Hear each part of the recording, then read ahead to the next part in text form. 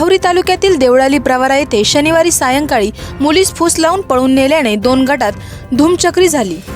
एका गटाने दगडफेक केल्याने किराणा दुकानाच्या काचा फुटल्या, तर लक्ष्मण म्हस्के याच्या मोटरसायकलवर दगड घालून नुकसान केले होते। रविवारी रात्री 30 मोटरसायकल अज्ञात व्यक्तीने जाळून टाकली। या घटनेला वेगळे वळण लावण्याची शक्यता व्यक्त होत आहे।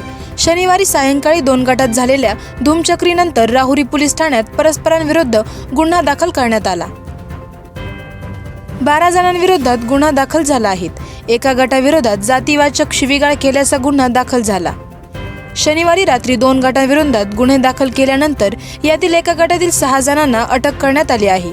अटक करण्यात आलेल्या लक्ष्मण उत्तम म्हस्के, विकी अशोक म्हस्के, शुभम सुरेश चव्हाण, राहुल अशोक इंगवले, दीपक लिंबाजी इंगवले, अजय अशोक इंगवले सर्व राहणार इमानदार वस्ती, देवळाली प्रवरा, तालुका राहुरी समावेश आहे।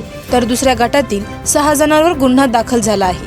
त्यामध्ये बाबासाहेब पवार उर्फ रोग्या, प्रशांत म्हस्के उर्फ परशा, निखिल दिलीप धोत्रे, विजय बाळू इतापे उर्फ खंड्या, अनिल बाळू इरले उर्फ खली, अंबादास इरले उर्फ काळू सर्व राहणार देवळाली प्रवरा, तालुका राहुरी आदी हे सर्वजण फरार झालेले आहेत। रविवारी रात्री अज्ञात व्यक्तीने या घटनेतील मोटरसायकल पेट्रोल टाकून जाळण्यात असल्याने या घटनेला वेगळे वळण लागले आहे।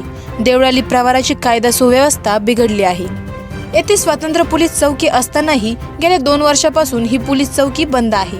या पोलीस चौकी 6 ते 7 पोलीस कर्मचाऱ्यांची नियुक्ती केलेली असतानाही एकही पोलीस कर्मचारी या पोलीस चौकीकडे फिरकत नाही।